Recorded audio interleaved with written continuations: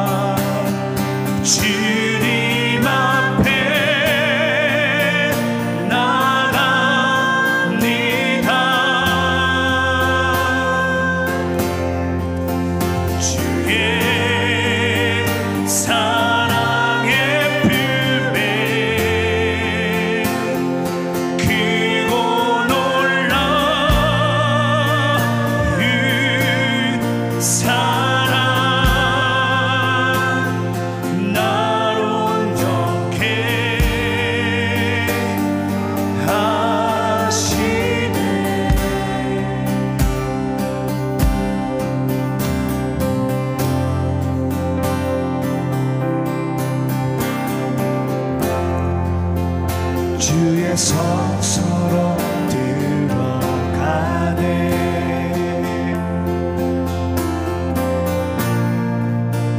주의 말씀이 있는 곳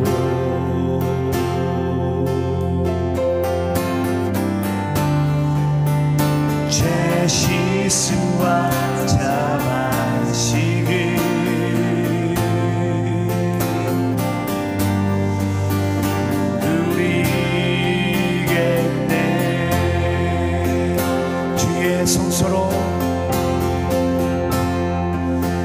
주의 성소로 들어가서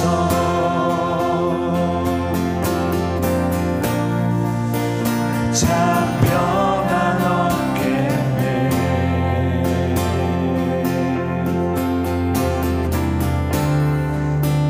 큰 기쁨과 감사로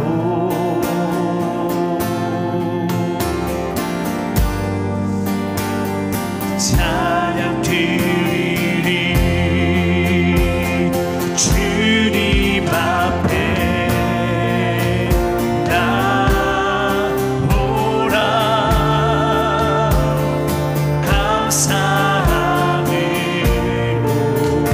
나오라. 신실하시며 자비로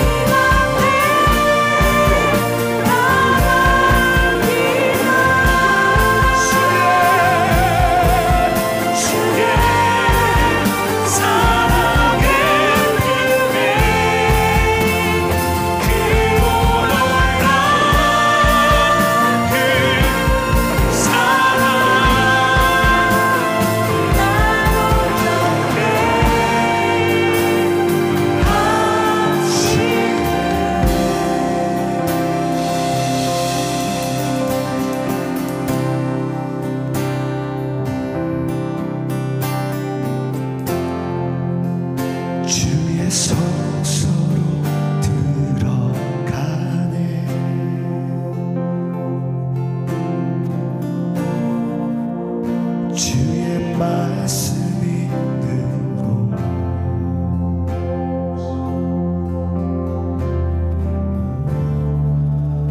죄 씻음과 자만식을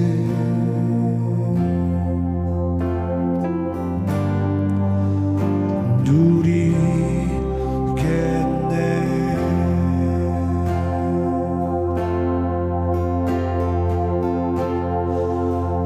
주의 성소로 들어가서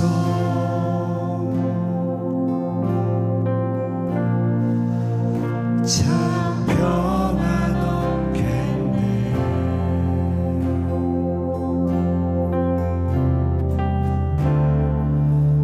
큰 기쁨과 찬사로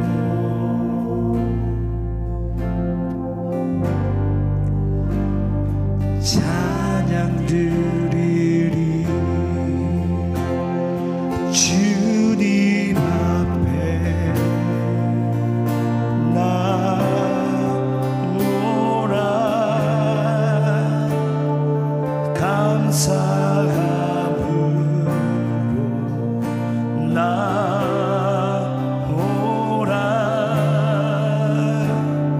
신실하시며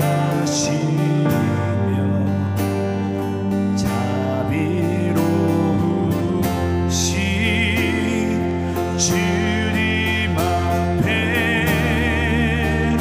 나오라.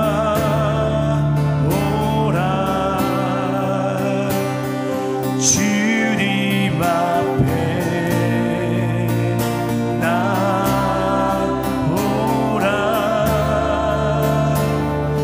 감사함으로 나오라.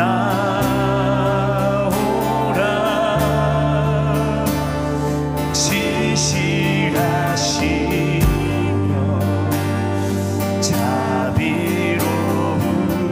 자비로우신 주님 앞에 나오라.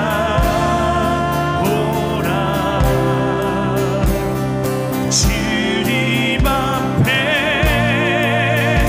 나갑니다.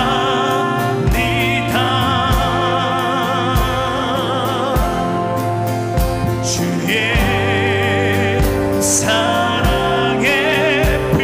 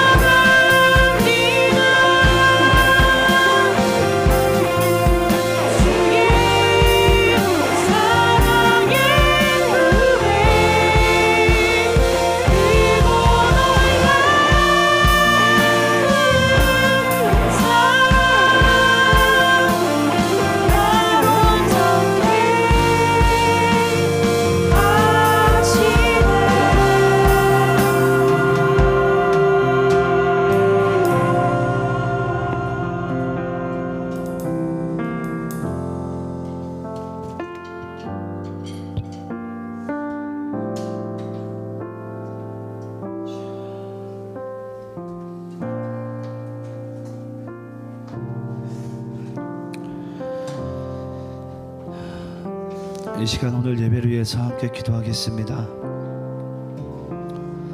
살아계신 하나님 감사합니다.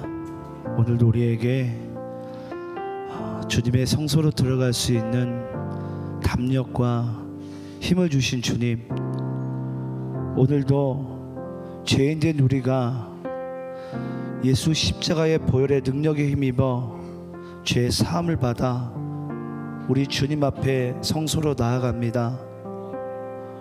오늘도 우리의 연약함을 도우시고 우리를 영원까지 사랑하시는 주님, 오늘도 우리가 그 하나님 아버지의 놀라운 은혜 순간 가운데 나아갈 수 있도록 우리의 영혼육을 지켜주시고 온전히 하나님을 간절히 바랄 수 있는 그런 예배 시간 될 수 있도록 주께서 모든 것을 주장하여 주시옵소서.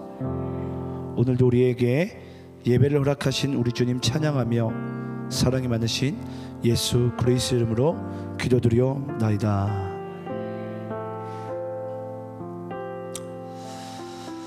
할렐루야. 오늘도 예배 가운데 오신 여러분들을 사랑하고 축복합니다. 하나님의 말씀을 함께 받도록 하겠습니다. 오늘 주일 저녁 우리 사무엘하 강의 말씀을 이어서 나갑니다. 오늘 말씀은 우리 사무엘하 14장 25절로 33절, 왕이 압살롬과 입을 맞추니라. 왕이 압살롬과 입을 맞추니라. 우리 14장 전체를 볼 텐데요, 말씀은 25절로 33절까지만 교독하시면서 읽도록 하겠습니다. 자, 저와 여러분 함께 말씀을 교독하시면서 있습니다. 제가 25절을 읽습니다. 온 이스라엘 가운데에서 압살롬같이 아름다움으로 크게 칭찬받는 자가 없었으니 그는 발바닥부터 정수리까지 흠이 없음이라. 그의 머리털이 무거움으로 연말마다 깎았으며 그의 머리털이 깎을 때 그것을 달아본즉 그의 머리털이 왕의 저울로 200세겔이었더라. 압살롬이 아들 셋과 딸 하나를 낳았는데 딸의 이름은 다말이라. 그는 얼굴이 아름다운 여자더라.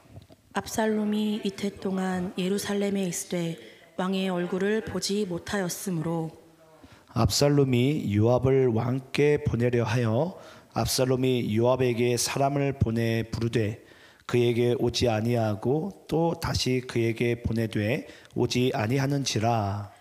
압살롬이 자기의 종들에게 이르되 보라, 요압의 밭이 내 밭 근처에 있고 거기 보리가 있으니 불을 지르라 하니라.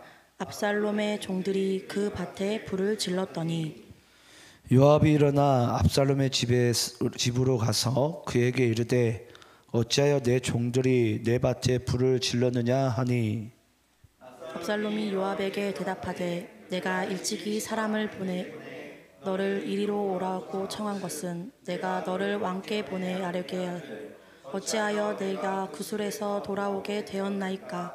이때까지 거기에 있는 것이 내게 나으리이다 하려 함이로다. 이제는 내가 나로 하여금 왕의 얼굴을 볼 수 있게 하라. 내가 만일 죄가 있으면 왕이 나를 죽이시는 것이 옳으니라 하는지라. 33절 함께 합독합니다. 시작. 왕이 왕께 나가서 그에게 아뢰매 왕이 압살롬을 부르니 그가 왕께 나아가 그 앞에서 얼굴을 땅에 대어 그에게 절하매 왕이 압살롬과 입을 맞추니라. 아멘. 자, 오늘은 우리가 드디어 또 사무엘하 14장 말씀 가운데로 왔습니다. 우리가 이제 지난 시간에 말씀을 잠시 짚어보자면 우리가 또 절대 보지 말아야 될 장면을 보았죠. 그렇죠? 친족 간에, 형제 간에 이 살인하는 장면을 우리가 보게 되었습니다. 여러분 아시겠지만 인류 최초의 살인이 어떤 살인이었죠? 가인과 아벨의 살인인데 그게 어떤 살인이죠? 형제의 살인이죠. 그런데 여기에도 보니까 이 형제 간의 살인을 우리 이제 지난 시간에 함께 봤었어요. 여러분, 제가 항상 말씀드리지만 죄는 창의성이 없습니다. 예. 인류는 항상 똑같은 죄를 똑같이 반복을 해요. 똑같은 죄를 똑같이. 그래서 우리가 죄를 짓는 걸 보면요, 다 알면서도 짓는다니까요. 알면서도. 그러면 여러분, 우리가 알면서도 죄에 빠질 수밖에 없고 알면서도 죄를 짓는다라는 것은 뭘 의미하죠? 우리로서는 이 죄에서 빠져나올 방법이 없다라는 거예요. 예. 우리 알면서도 죄를 지으니까. 죄는 창의성이 없고 분명히 인류의 죄는 반복되고 또 반복되고 또 반복됨에 불구하고 우리가 거기에서 빠져나오지 못한다는 이유가 뭐예요? 그래서 우리에게 여러분 그리스도가 필요한 거예요. 그리스도가. 예. 괜히 우리가 여러분 예수를 믿는 게 아닙니다. 괜히 우리에게 십자가가 필요한 게 아니에요. 인류는 항상 똑같은 죄만 반복하기 때문에 우리에게 예수가 필요한 거예요. 왜냐, 우리는 알고도 죄를 지을 수밖에 없는 연약한 존재이기 때문에. 저는 그래서 이 압살롬이 거사의 때를 어느 때로 맞췄죠? 양털을 깎을 때. 그것도 다 여러분 의미가 있습니다. 그 양이 결국 우리에게는 어린 양이신 예수를 의미하죠. 그 예수님께서 십자가에 달려 죽으실 때 우리 인류는 뭐하고 앉아있죠? 죄를 짓고 있는 거예요. 죄를 짓고 있는 거예요. 참, 그러고 보면 우리가 예수님을 알 것만 같아도 모르는 것 같고 믿는 것 같아도 안 믿는 것 같은 게 우리 인간들의 연약함인 것 같습니다. 그래서 그 양털을 깎는 그 축제 가운데 어찌됐건 이 압살롬은 자기 형을 죽이기로 작정을 합니다. 작정을. 자, 우리 그 말씀 우리 다시 한번 읽고 오늘 본문 말씀으로 한번 들어가 봅시다. 우리 사무엘하 13장 38절 39절입니다. 자, 우리 죽이고 나서 압살롬이 뭐 했는지 함께 한번 보겠습니다. 자, 38절 제가 있습니다. 압살롬이 도망하여 그술로 가서 거기에 산 지 3년이라. 다윗 왕의 마음이 압살롬을 향하여 간절하니 암논은 이미 죽었으므로 왕이 위로를 받았음이더라. 여러분, 압살롬이 살인의 죄를 범한 이후에 뭐 하게 됐다고요? 그술로 도망하여. 그술이 누가 살던 집이죠? 외할아버지 달메가 살던 집이죠. 외할아버지 달메. 그 달메 외할아버지가 살던 집에서 3년 동안을 거기서 압살롬이 머무르게 됩니다. 그럼 여러분, 압살롬이 또 3년 동안 뭐 했을까요? 또 아버지를 죽이기로 계속 칼을 갈고 있는 거예요. 그 전에는 그 자기 형 암논을 죽이기 위해서 2년 동안을 칼을 갈았죠. 왜 그랬죠? 어떻게 아버지가 자기 딸이 강간을 당했는데 그냥 화만 냈을 뿐이지 이 자기 첫째 아들에게, 암논에게 어떠한 처벌도 하지 않는 거예요. 도리어 그때 다윗 왕은 뭐 했어야 되죠? 자기 아들들에게, 자기 딸에게 자기가 사죄를 했어야죠. 이 모든 것이 아버지의 부족함과 아버지가 죄를 지어서 너희들에게 이렇게 피해를 입어서 미안하다고. 만약에 그렇게만 했더라도 여러분, 압살롬은 2년 동안에 칼을 갈지 않았을 거고 또 달메 외할아버지 집에 가서도 3년 동안 아버지를 죽이기로 작정하지 않았을 거예요. 그래서 여러분, 제가 여러분께 지난 시간에 말씀드렸죠. 침묵이 절대 하나님의 뜻이 아닙니다. 여러분, 죄는요, 우리 안에 어둠은 드러내야 돼요. 드러내야 돼요. 꼭 침묵하는 사람이 여러분 뭐 하는 줄 아십니까? 이를 부득부득 깔다가 나중에 거사의 때를 딱 정해놓고서 다시는 내가 너를 안 만난다고, 다시는 내가 너를 안 본다고. 그게 여러분 인간의 침묵이에요. 인간의 침묵. 그래서 우리는 마음이 상하고 힘들 때마다 여기 다윗은 암논이 죽었으니까 이제 죽은 사람은 갔고 이제 나에게 압살롬이 있으니까 비록 죄인의 아들이지만은 그 압살롬이 후사를 이제 물려받아야 돼요. 그러니까 도리어 누구에게 위로를 받고 앉아 있는 거죠? 압살롬에게 위로를 받고 앉아 있는 거죠. 원래 위로자는 누구십니까? 우리에게 하나님이시자 그리스도 예수시잖아요. 그래서 저는 여러분들이 인생의 절망의 순간에, 내가 죄로 인해서 가장 나약한 순간에 여러분들에게 소망이 하나님이시고 그리스도 예수가 되시기를 간절히 축원합니다. 자, 그러면서 이제 아버지 다윗은 어찌됐건 이 압살롬 아들을 그리워하게 됩니다. 그리워하게 돼요. 근데 뭐 하지 못하죠? 죄가 있기 때문에 이 예루살렘으로 불러들이지 못하고 앉아 있는 거예요. 보고는 싶은데 후사인데 죄인이기 때문에 불러들이지 못한 아버지의 마음, 이걸 여러분 우리가 어찌 알겠습니까? 그게 하나님 아버지의 마음이지 않습니까? 이 땅에 예수 안 믿는 모든 사람들도 하나님의 자녀예요. 하나님의 아버지 그 집의 천국 가운데로 부르고 싶지만은 왜 못 부르죠? 죄가 있으니까 못 부르는 거예요. 죄가 있으니까. 그러니까 하나님 아버지는 어떻게 해야 됩니까? 이들이 빨리 예수 믿기를 간절히 원하시는 거예요. 그게 여러분 지금 다윗의 마음이에요. 다윗의 마음. 아니 아들이 후사를 이어받을 사람이 압살롬밖에 없는데 이 압살롬을 부르고 싶은데 부르지 못하는 거예요. 왜냐? 죄가 있으니까. 그러면 죄인된 모양으로 예루살렘 오게 되면 어떻게 하게 되죠? 사람들이 돌을 들고 준비하고 있겠죠. 저 죽이려고. 예. 그게 우리가 이제 누가복음 15장 말씀 가운데 탕자의 비유 가운데 이제 드러나게 되잖아요. 저는 여러분들이 오늘 이 말씀을 하나님 안에서 받으시고요. 과연 오늘 이 압살롬과 다윗의 이 관계 가운데 이 마지막 말씀이 입을 맞춘 장면 가운데 마치게 되는데, 오늘 이 말씀을 통해서 하나님께서 우리에게 어떠한 은혜를 주시길 원하시는지를 발견하는 시간 되기를 소망합니다. 자, 1절 말씀을 제가 읽어봅니다. 1절 말씀. 수르야의 아들 요압이 왕의 마음이 압살롬에게로 향하는 줄 알고. 자, 여러분 여기 보니까 또 이제 요압이 등장합니다. 요압은 항상 이 다윗 왕의 이 오른팔 장수로서 항상 이 자기 자신의 왕이 어떤 마음의 상태인지, 지금 다윗의 마음이 어떤 상태죠? 아들 압살롬을 그리워하고 있어요. 그러니까 그 압살롬을 향하는 줄 알고.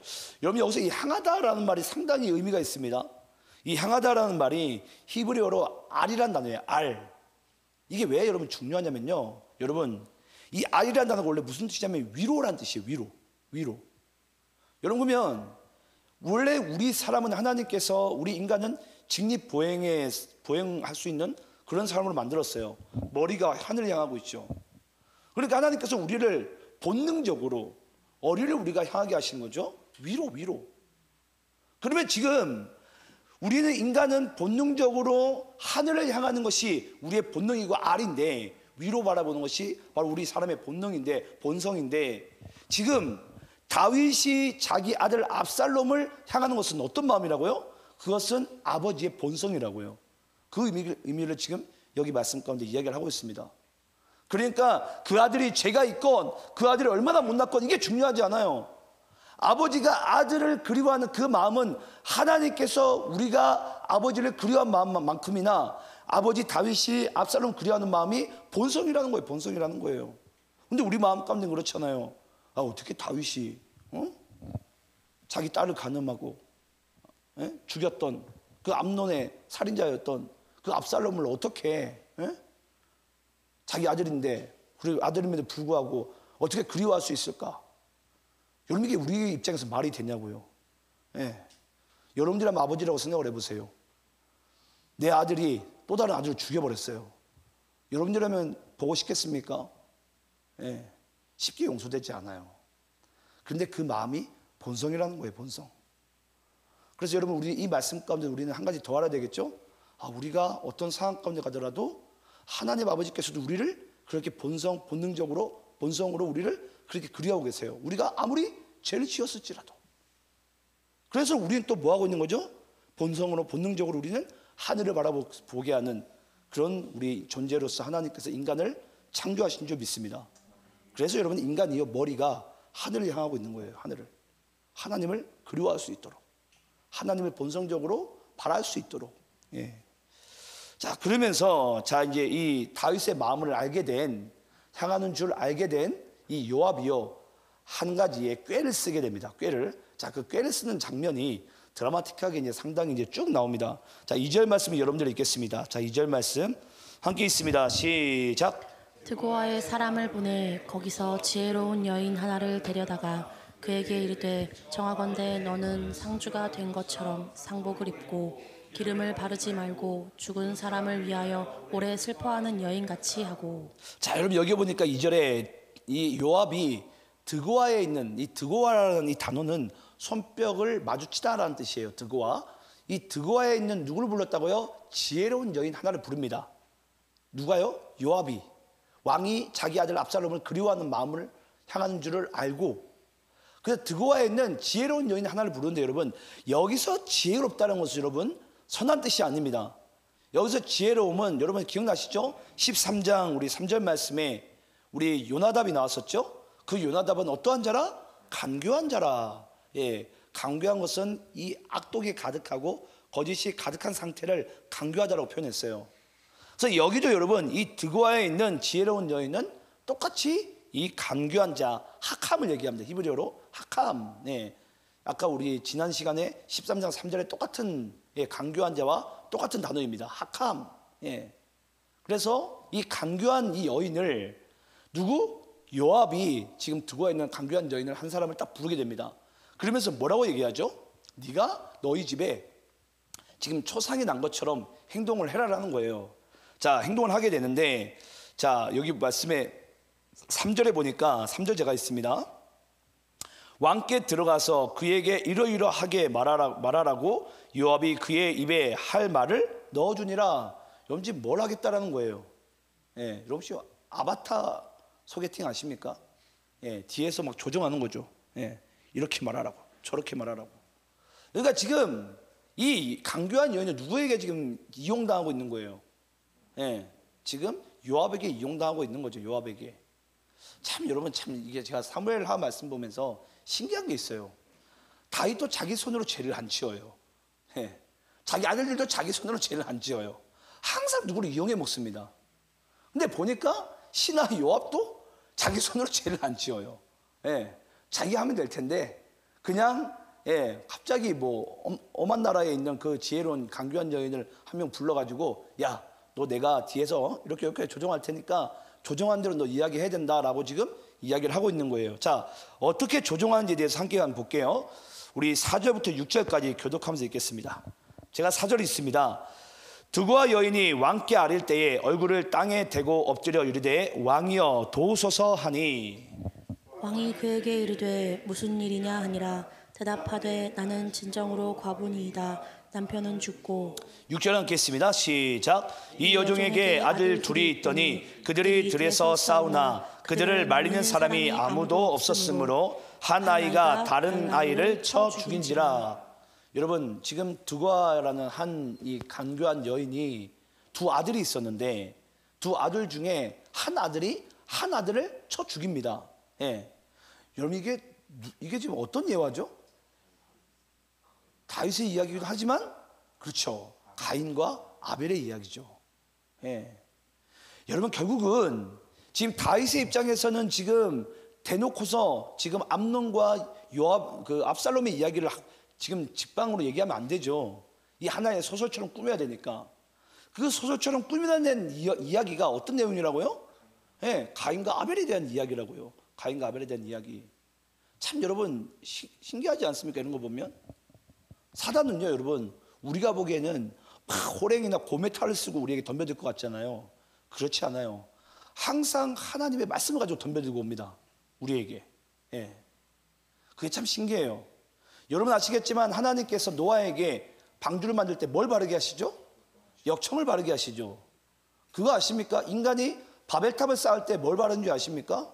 똑같이 역청을 바릅니다. 참 신기해요. 근데 그 코페르라는 그 역청이 원래 뭐였습니까? 신약에 와서는 그리스도 보혈을 얘기하죠. 예. 그래서 구원의 방주에는 반드시 뭐가 필요한 거예요? 역청, 코페르, 주 그리스도의 보혈이 필요한 거예요. 근데 인간은 도리어 그 피로 뭐 하고 있는 거죠? 죄를 짓고 있고 살인을 하고 있죠. 그래서 여러분 인간이 그만큼 독해요. 항상 하나님인 척하면서 천사인 척하면서 우리는 항상 죄를 짓는다고요. 그게 여러분 인간의 지독한 죄성이에요. 사단이 여러분 우리에게 무서울 정도로 험악한 얼굴로 다가오지 않는다고요. 누가 봐도 천사인 것처럼 누가 봐도 하나님인 것처럼 다가와요. 그래서 여러분 이게 이단인지 악한 영인지 우리가 쉽게 구분하기 힘든 거예요. 근데 여기에도 보니까 이 간교한 여인이 그 속에 악독이 가득하고 거짓이 가득한 그 여인이 뭐 하고 있다고요? 지금 창세기의 말씀을 가지고 하나님의 말씀인 것처럼 지금 다윗에게 접근하는 부분이 나옵니다. 자, 그러면서 7절 말씀 제가 있습니다. 온 족속이 일어나서 당신의 여종 나를 핍박하여 말하기를 그의 동생을 쳐 죽인 자를 내놓으라. 우리가 그의 동생 죽인 죄를 갚아 그를 죽여 상속자 될 것까지 끊겠노라 하오니 그러한즉 그들이 내게 남아있는 숯불을 꺼내 내 남편의 이름과 씨를 세상에 남겨두지 아니하겠나이다 하니, 지금 여인이 뭘 얘기하고 있습니까? 아니 왕이요, 다윗 왕이요, 내에게 아들이 둘밖에 없는데 둘 중에 한 명의 아들이 지금 한 명의 아들을 죽였습니다. 그런데 이제 아들 하나 남았는데 그가 곧 후사입니다. 후사이자 우리의 모든 이 씨의 가문에 대한 모든 축복을 다 이어받아야 되는데, 사람들이 내 아들이 다른 아들을 죽인 사실을 알고 많은 사람들이 지금 내 아들을 죽이려고 합니다. 그럼 뭐가 끊기는 거죠? 후사가 끊기는 거예요. 대가 끊기는 거예요. 그러니까 그 여인이 한 많은 여인인 것처럼 지금 왕에게 아뢰는 거예요. 왕이요, 제발 우리 가문을 살려주소서, 살려주소서. 참 여러분, 참 신기해요. 그렇죠? 예. 인간이 머리를 쓰면 이렇게 써요, 여러분. 예. 근데 가만히 이걸 지금 이거는 가인과 아벨의 이야기도 하지만 지금 원래 지금 누구의 이야기를 하고 있는 거예요? 지금 다윗의 이야기를 하고 있는 거죠. 압살롬과 암논에 대한 이야기를. 왜냐? 지금 다윗의 입장에서는 누가 유일하게 이제 후사인 거예요? 압살롬이 유일한 후사인 거예요. 근데 만약에 압살롬이 다시 예루살렘으로 돌아오다가 사람들은 뭘 준비하겠죠? 돌멩이를 준비하고 있는 거예요. 돌멩이를. 예. 저 죽이려고. 그러니까 뭐 하고 있는 거예요? 지금 다윗은 불러들이지 못하고 그리워만 하고 있는 상황 가운데 이 강교한 여인이 지금 왕에게 이 이야기를 하고 있는 부분입니다. 자, 그리고 8절부터 11절까지 한번 또 교독하면서 있습니다. 8절부터 11절입니다. 교독하면서 있습니다. 왕이 여인에게 이르되 내 집으로 가라. 내가 너를 위하여 명령을 내리리라 하는지라. 드고와 여인이 왕께 아뢰되 내 주 왕이여, 그 죄는 나와 내 아버지의 집으로 돌릴 것이니 왕과 왕위는 허물이 없으리이다. 왕이 이르되 누구든지 내게 말하는 자를 내게로 데려오라. 그가 다시는 너를 건드리지도 못하리라 하니라. 여인이 이르되 청하건대 왕은 왕의 하나님 여호와를 기억하사 원수 갚는 자가 더 죽이지 못하게 하옵소서. 내 아들을 죽일까 두렵나이다 하니, 왕이 이르되 여호와께서 살아계심을 두고 맹세하노니 내 아들의 머리카락 하나도 땅에 떨어지지 아니하리라 하니라. 자, 여러분, 이 왕과 이 간교한 여인의 이야기 가운데 지금 결국은 이 다윗 왕이 어떤 결정을 내렸죠? 네 아들이 사람들에게 머리털 하나도 상하지 않게 되리라. 예. 여러분, 여기서 신기하지 않습니까? 왜 머리카락 하나라는 이 단어를 왜 썼을까요? 왜 썼죠? 여기서 이제 아주 중요한 이제 부분이 나오는데, 여기서 머리카락이 중요합니다. 머리카락이. 왜 머리카락이 중요하냐면, 여러분, 압살롬이 당시 유대 땅에서 이 압살롬이 가장 외모가 출중했어요. 출중했는데 여러분, 압살롬이 뭘로 가장 출중한 줄 아십니까? 바로 이 헤어스타일이에요. 머리카락. 예. 이 숱이 엄청나게 풍성하고요. 머릿결이 거의 비달사 순 버금가는, 예, 그런 이제 머리카락을 지닌 자가 바로 이 압살롬이에요. 압살롬. 그러니까 여기서 이 머리카락이라는 이 단어가 등장하게 되는 거예요. 그럼 결국은 지금 이 이야기가 지금 다윗으로 하여금 지금 조금씩 뭘 하게 되는 거죠? 아, 지금 압살롬을 이야기하고 있구나. 압살롬을. 그러니까 조금 있다 보면 이제 이 다윗이요, 아, 이 여자가 지금 압살롬을 이야기한지를 이제 눈치를 채게 되고, 그러면서 이 여인에게 어떻게 나를 속일 수가 있느냐라고 이야기는 하지만은, 예, 그 여인은 이제 또 이렇게 이제 주저리 왕에게 이야기를 하게 됩니다. 누구의 지시대로? 요압의 지시대로 아바타가 되어서 똑같은 이제 이야기를 하게 되는 거예요. 자, 그러면서 우리 한번 압살롬이 얼마나 이제 외모가 출중했는지 한번 볼게요. 우리 오늘 본문 말씀 25절로 27절. 자, 오늘 본문 25절로 27절입니다. 자, 교독하면서 있습니다. 온 이스라엘 가운데에서 압살롬 같이 아름다움으로 크게 칭찬받는 자가 없었으니 그는 발바닥부터 정수리까지 흠이 없음이라. 그의 머리털이 무거움으로 연말마다 깎았으며 그의 머리털을 깎을 때 그것을 달아본즉 그의 머리털이 왕의 저울로 200세겔이었더라. 27절 함께 있습니다. 시작. 압살롬이 아들 셋과 딸 하나를 낳았는데 딸의 이름은 다말이라. 그의 얼굴이 아름다운 여자더라. 자, 여러분, 여기 보니까 이 압살롬의 외모에 대해서 이제 설명이 나옵니다. 온 이스라엘 중에 남자임에도 불구하고 압살롬보다 아름다운 자가 없어요. 이야, 여러분, 뭐 거의 뭐 꽃미남의 결정판 아닙니까? 우리 은수 형제와는 상당히 사뭇 다른. 예, 예. 아니 웃길래 자기가 꽃미남이라고 착각하고 있을까봐 제가 이야기를 하지 않을 수가 없었어요. 예. 그렇게 착각할 수 있거든요. 예. 착각하면 살 수 있어요. 절대 꽃미남과가 아닙니다. 예. 이 압살롬 정도는 돼야지 꽃미남이죠. 예. 머릿결이 풍성하고 또 머리를 자르게 되면 200세겔이나 되는 엄청난 돈의 무게가 나가는 도대체 상상이 안 가요. 얼마나 머릿결이 좋고 수치 많았으면 그 정도로 이게 아름다움을 지녔을까. 저는 이 이야기를 하면서 솔직히 상당히 부러웠어요. 저도 비록 머리는 반곱슬이지만 제가 30대 중반 전까지만 해도 진짜 제가 머리숱도 저 되게 많았거든요. 지금은 근데 다 빠져가요. 그래서 이 세월이 참 야속하구나. 세월이 야속하구나. 저도 정말 풍성할 때가 있었거든요. 근데 나중에 시간이 지나가면서 이제 늙어가는 거예요. 그래서 참 나도 압살롬의 때가 있었는데, 압살롬의 때가, 그렇죠? 우리 모두에게는 압살롬의 때가 있었잖아요. 제가 우진 형제보다 숱이 더 많았었어요. 저희 이제 우리 권사님이 숱이 되게 많은 편이거든요. 젊었을 때 훨씬 많았어요. 그러니까 저는 참 이거 보면서 부럽다. 일단은 압살롬이 딴 건 안 부러운데 이건 부러웠어요. 그래서 얼마나 도대체 아름다웠길래 그 머리칼 하나로 그냥 온 이스라엘의 어떤 여인보다도 가장 큰 아름다움을 지녔던 자가 바로 압살롬입니다. 여러분 부러워도 참으시기 바랍니다.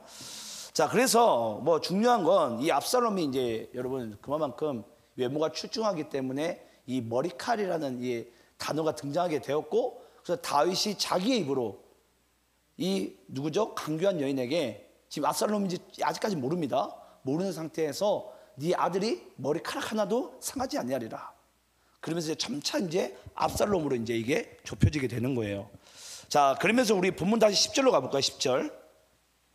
자, 우리 본문 10절로 다시 가게 되면 우리 10절 좀 띄워주시겠어요? 방송실. 본문 10절입니다. 14장 10절. 자, 10절의 말씀 보면 왕이 이르되 누구든지 내게 말하는 자를 내게로 데려오라. 그가 다시는 너를 건드리지도 못하리라 하니라. 그러면서 11절 제가 다시 읽습니다. 여인이 이르되 청하건대 왕은 왕의 하나님 여호와를 기억하사 원수 갚는 자가 더 죽이지 못하게 하옵소서. 내 아들을 죽일까 두렵나이다 하니 왕이 이르되 여호와께서 살아계심 두고 맹세하노니 내 아들의 머리카락 하나도 땅에 떨어지지 아니하리라 하니라. 자, 여러분 지금 아시겠지만은 다윗은 이 여인과 지금 이야기 나누고 있지만은 지금 마음과 생각의 온통은 지금 어딜 향하고 있는 거죠? 압살롬에게 향하고 있어요. 원래 여러분 다윗에게 이 여인이 이와 같은 지금 한 아들이 다른 한 아들을 죽였어요. 원래 다윗은 여러분 이걸 어떻게 판결 내리는 줄 아십니까? 용서? 아니요. 다윗은 원래 그렇게 판결 내리지 않습니다. 그 아들을 벌할 것을 오래 도리어 명령을 합니다. 그러니까 좀 이 이야기 가운데 지금 다윗의 정신 상태가 지금 어떤 거예요? 전혀 지금 분별할 수 있는 그런 상태가 못 됩니다. 그냥 오직 그냥 압살롬에 오직 압살롬. 그러니까 이 여인이 지금 이 다윗에게 이야기는 하고 있으나 지금 이 여인의 이야기에는 큰 관심이 없어요. 그러니까 이런 판결을 내리는 거예요. 이 판결을. 이제 이해가 되십니까, 여러분? 자, 그러면서 우리 본문 12절부터 13절까지 교독하면서 있습니다. 제가 12절 있습니다. 여인이 이르되 청하건대 당신의 여정을 용납하여 한 말씀을 내 주 왕께 여쭙게 하옵소서 하니 그가 이르되 말하라 하니라.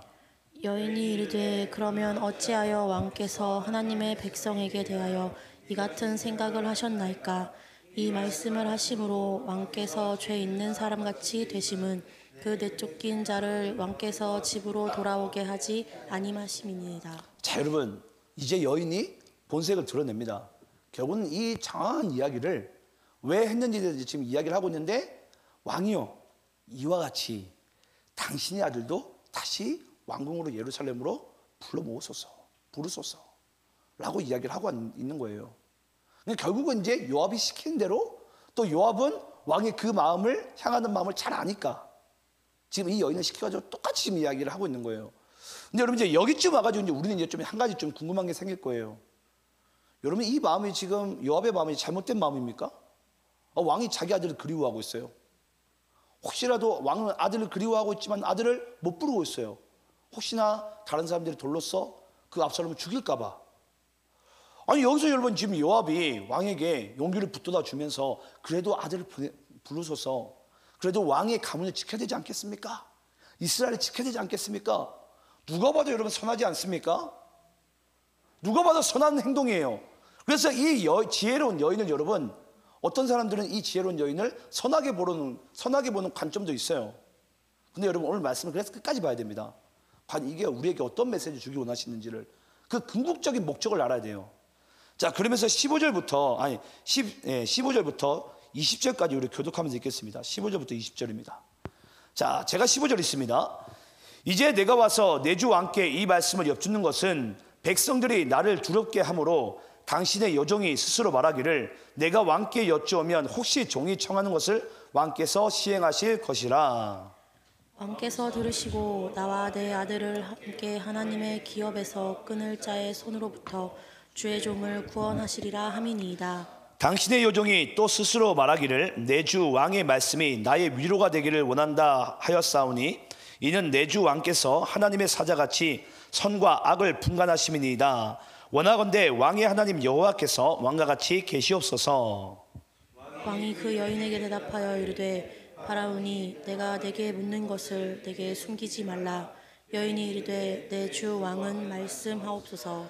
왕이 이르되 이 모든 일에 요압이 너와 함께 하였느냐 하니 여인이 대답하여 이르되 내 주 왕의 살아계심을 두고 맹세하옵나니 내 주 왕의 말씀을 좌로나 우로나 옮길 자가 없으리이다. 왕의 종 요압이 내게 명령하였고 그가 이 모든 말을 왕의 여종의 입에 넣어 주었사오니 이는 왕의 종 요압이 이 일의 형편을 바꾸려 하여 이렇게 함이니이다. 내 주 왕의 지혜는 하나님의 사자의 지혜와 같아서 땅에 있는 일을 다 아시나이다 하니라. 자, 여러분 지금 여인과 다윗의 이야기 가운데 어떤 말이 주고받고 있죠? 다 들통났어요. 다윗이 눈치를 챕니다. 강교한 여인에게 여인아, 네가 지금 나에게 이야기한 모든 것이 요압으로부터 말미암아 지금 나에게 얘기한 것이 맞느냐? 그래서 여인이 그렇습니다. 당신의 종으로 하여금 이 여종에게 왕에게 지금 이 이야기를 전달하고 있습니다. 그러면서 왕이여, 하물며 지금 거짓이지만은 내 아들이야 어떻게 된들 중요한 것은 왕의 아들은 용서하시고 왕의 가문을 이스라엘에 지켜야 되지 않겠습니까? 라고 지금 이 여인은 지금 한 번 더 이 다윗 왕에게 용기를 내어서 지금 어필을 하고 있는 거예요. 왕의 형편을 알기 때문에. 근데 여러분 여기서 이제 아주 중요한 부분이 나옵니다. 다윗이요, 이 요압에게 조종당한 이 강교한 여인의 이야기를요 다윗이 그대로 수용을 하게 됩니다. 수용을 해요. 이제 여러분 이제 말씀이 이제 다 왔어요. 다 왔는데 이제 수용을 하게 됨으로 말미암아 이제 이 다윗이요 이 자기 아들 압살롬을 이제 궁으로 불러들이기로 작정을 하게 됩니다. 이제 여기서 이제 중요해요. 자, 작정을 하게 되는데 21절 말씀을 여러분들이 읽겠습니다. 자, 21절 말씀. 자, 함께 있습니다. 시작. 왕이 요압에게 이르되 내가 이 일을 허락하였으니 가서 청년 압살롬을 데려오라 하니라. 자, 다윗이 요압에게 이야기를 합니다. 뭐 하라고요? 청년 압살롬을 데려오라. 좀 이상한 부분이 등장하지 않습니까? 뭐가 이상하죠? 청년이 이상하죠. 청년이. 지금 압살롬은 누구예요? 왕의 아들이에요. 왕의 아들. 제가 예를 들어서 사기에게 내 아들 사기를 데려와야지 청년 사기를 나에게 데려오라. 여러분 이상하지 않습니까? 지금 여기서 지금 이 청년이라는 이 단어가 여러분 아주 중요한 의미를 가지고 있어요. 왜 중요하냐면 지금 이 다윗의 마음 가운데는 이제 정신이 바짝 들어요. 이제 아들을 데려올 수 있으니까. 이제 어느 정도 여러분 쉽게 얘기하면 이제 다윗에게 분별할 수 있는 이제 영역이 조금 열리기 시작합니다. 근데 분별을 하려고는 하는데 지금 다윗에게는 어떤 마음이 있는 거죠? 아직까지 이 아들은 부르되 뭐하지 못하는 거예요. 용서하지는 않은 거예요. 용서하지는 않은 거예요. 이게 아주 중요한 포인트입니다. 아주 중요해요. 이게 아주 중요해요. 우리는 보통 여러분 예를 들어서 죄를 봐요. 죄를 보게 되면 우리는 보통 어떻게 하는 줄 아십니까? 용서하는 척을 해요. 그러면서 흡수를 하려고 합니다. 근데 여러분 거기서 우리의 마음 가운데 뭐가 남아있는 거죠? 용서가 남아있지 않은 채 포용하려고 그래요. 그럼 반드시 여러분 그 관계가 어떻게 되는 줄 아십니까? 반드시 그 관계가 여러분 또 다른 더 깊은 죄 가운데 빠지게 돼요. 그러니까 우리는 여러분 이 죄라는 것이 우리에게 너무나도 중요한 부분이 뭐냐면 반드시 용서가 따라야 됩니다. 용서가. 근데 이 용서는 여러분 인간이 인간대 할 수 있는 것이 아니라 이 죄에 대한 용서함은 오직 그리스도 예수 보혈로만 가능하게 된 거예요. 근데 지금 다윗은 이제 뭐하고 앉아 있는 거예요? 그 여인의 이야기를 듣고 요압의 이야기를 듣고서 뭐하고 있는 거죠? 아, 이들의 말이 옳긴 옳구나. 하지만 나는 그런 부르되 뭐 하는 거죠? 용서하지 않는 거예요. 그러면 자, 질문을 해볼게요. 그럼 여러분 여기서 다윗이 아들을 부르는 이유는 무엇입니까? 후사 때문이에요. 후사. 압살롬을 위한 마음은 없어요. 오직 후사예요. 오직 후사. 예. 그러니까 자기 아들을 부르기를 원하는 거예요. 그러면서 마음까지 어떤 마음이 여전히 있는 거죠? 용서하지 못하는 마음이 여전히 있습니다. 예. 근데 여러분 우리가 이런 부분들이요, 교회에서도 똑같이 이렇게 자양되어져 가고 있고 세상에서도 똑같이 이렇게 이루어져 가고 있어요. 그러니까 더 쉽게 얘기하면 여러분 어떤 상태죠? 다윗은 압살롬을 이용해 먹으려고 하는 거죠. 뭐 하기 위해서? 아버지가 아들에게 후사를 넘겨주기 위해서. 그냥 거기 가운데 이 아들이 필요할 뿐이에요. 이 아버지 입장에서 그 아들을 진정으로 용서하고 싶고 품고 싶은 마음은 없어요. 근데 그 마음 가운데는 일단 불러야 되겠다. 왜냐? 나에겐 후사가 중요하니까. 그러니까 만약에 다윗 왕이 나이가 먹게 되면 어떤 일이 벌어지죠? 후사가 없으면 얼마든지 이웃 나라나 백성들 중에서 반란을 일으킬 수 있겠죠. 그러니까 여러분 후사를 걱정하는 것도 결국은 누구를 위함이에요? 다윗 자신을 여러분 위함입니다. 다윗 자신을. 압살롬이 아니라. 예. 그래서 여러분 저는 여러분들께 꼭 그런 말씀 드리고 싶어요. 우리는 죄에 대한 용서함이 우리는 너무 가볍게 생각할 수 있는데 죄에 대한 용서함은요 우리가 반드시 십자가 앞에 나가야 됩니다. 그냥 단지 말로써 내가 용서할 테니까 오라고. 근데 그 사람의 마음 가운데 뭐가 있는 거죠? 용서하지 못한 마음이 있어요. 겉으로는 용서하겠죠. 겉으로는. 네. 하지만 단지 이용해 먹기 위해서 나에게 어떠한 이득을 취하기 위해서 저 사람이 필요할 뿐이에요. 그런 마음으로 지금 다윗은 압살롬을 품으려고 합니다. 그런데 우리 예수님은 어떻죠? 다 이루었노라. 다 집을 냈다라는 거예요. 십자가에.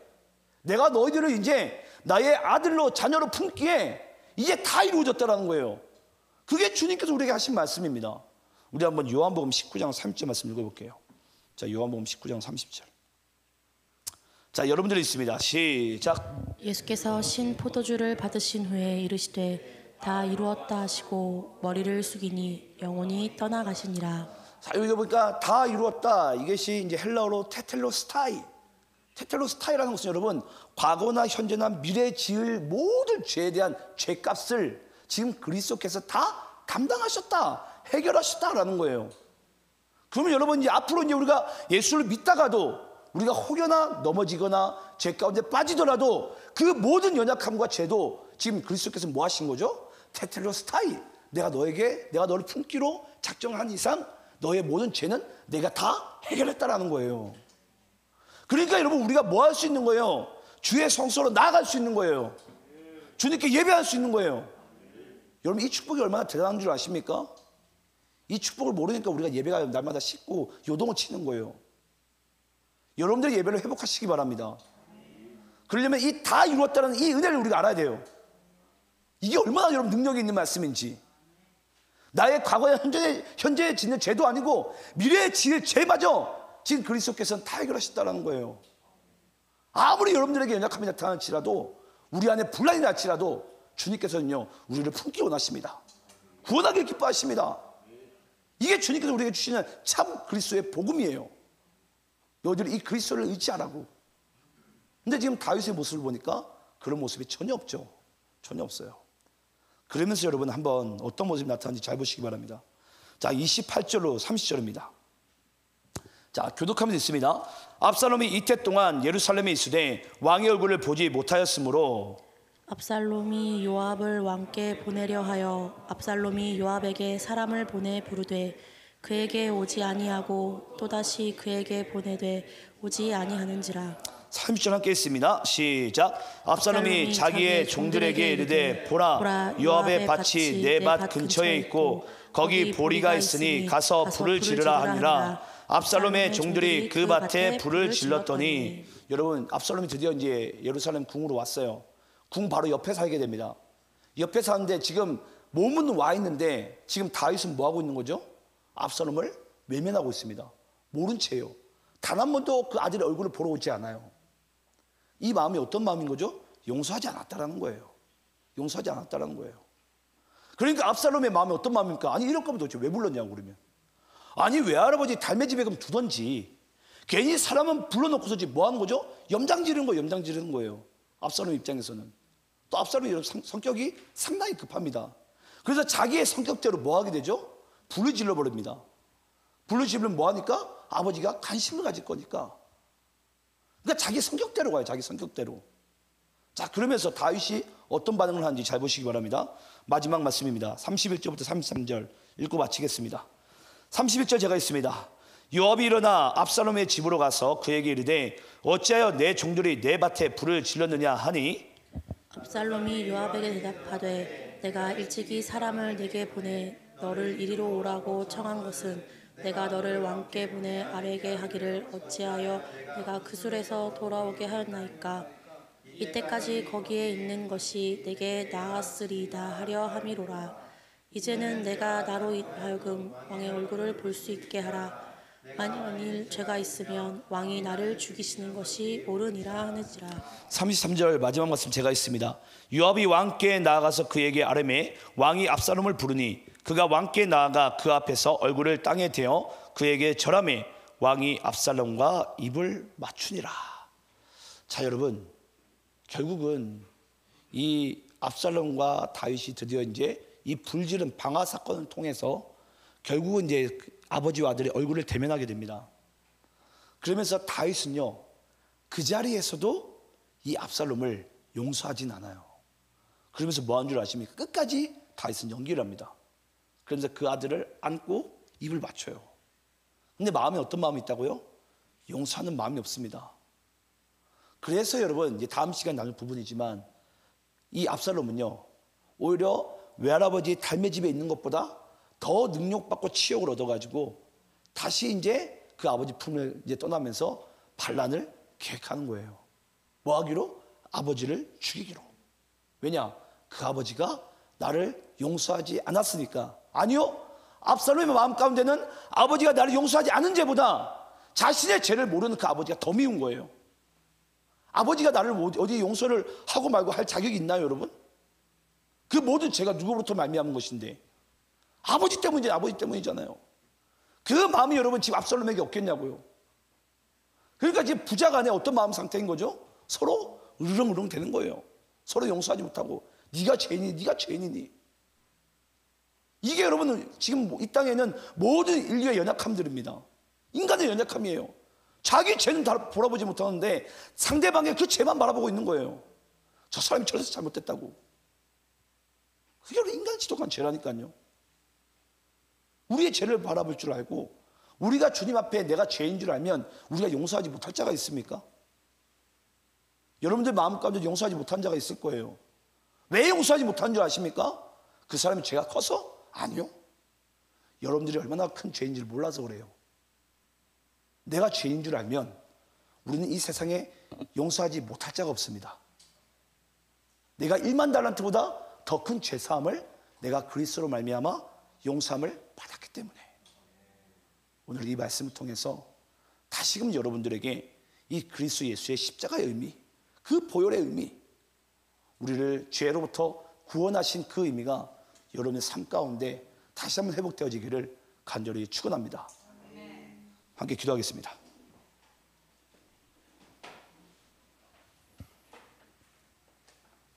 우리 시간 함께 우리 눈을 감고 주님 앞에 조용한 기도로서 기도하면서 나아가겠습니다. 기도하실 때 여러분, 여러분의 인생 가운데 또 삶 가운데 혹시나 여러분들은 혹시 누구를 용서하지 못한 마음이 있습니까? 아니 그 전에 여러분들은 여러분들의 연약함과 죄를 그리스도 예수로 말미암아 용서함을 받았고 여러분 스스로를 용서하십니까? 아직까지 우리 인간들이 내 이웃을 적으로 바라보고 내 이웃을 경쟁자로 바라보고 남으로 바라본다면 아직까지 우리가 이 십자가의 능력의 의미를 너무나도 모르고 있기 때문입니다. 오늘 이 시간 다 함께 우리 기도하기 전에 하나님, 내가 그리스도 예수의 보혈로 말미암아 십자가로 말미암아 죄의 사함을 받고 용서함을 받았다는 그 사실을 믿게 하옵소서. 또한 나의 인생 가운데 아직도 내가 용서하지 못하고 내가 아직도 내가 그 영혼에게 다가가지 못하는 그런 마음이 있거든. 주님 부디 주께서 나를 용서함 같이 그 사랑과 그 마음으로 내가 그 영혼에게 다가가게 하소서. 우리 이 시간 먼저 조용한 기도로서 주님 앞에 기도하면서 나아가겠습니다. 기도합니다.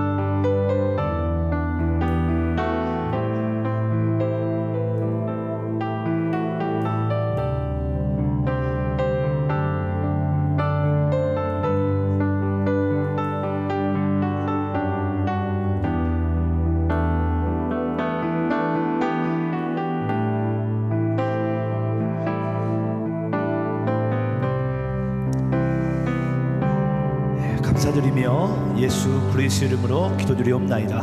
우리 십자가 그 사랑 멀리 떠나서 함께 찬양하겠습니다.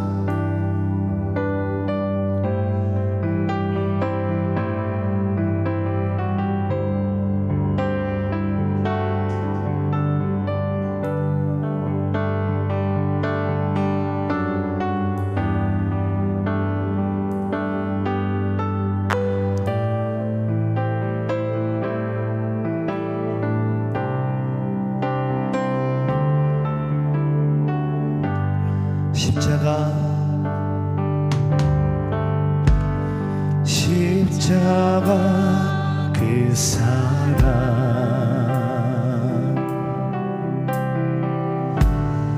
멀리 떠나서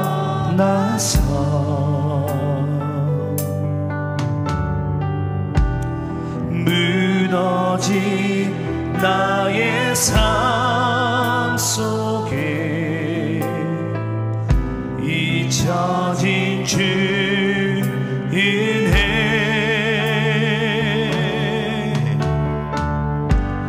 돌같은 내 마음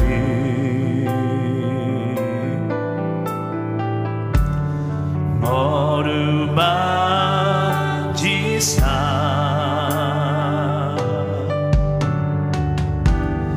다시 일으켜 세우신 주를 사랑합니다.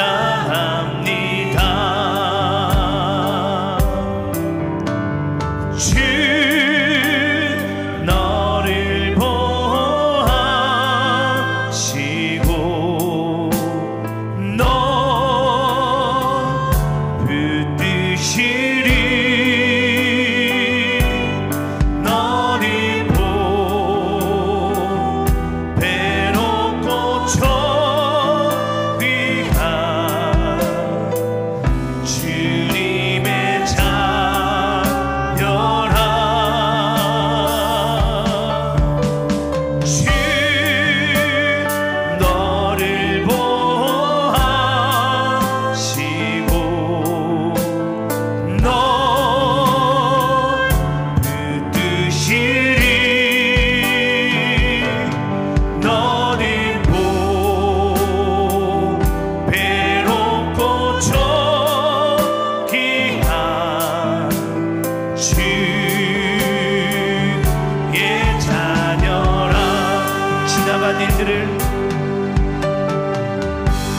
지나간 일들을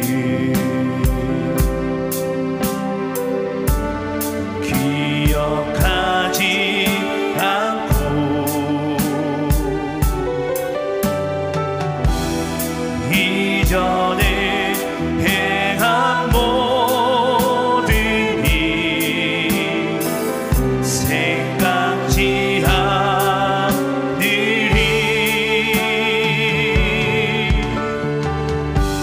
사막의 강물과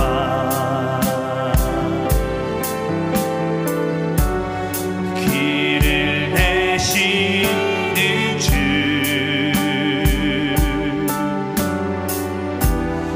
내 안에 새 일해 다시 주만 바라보리라. 주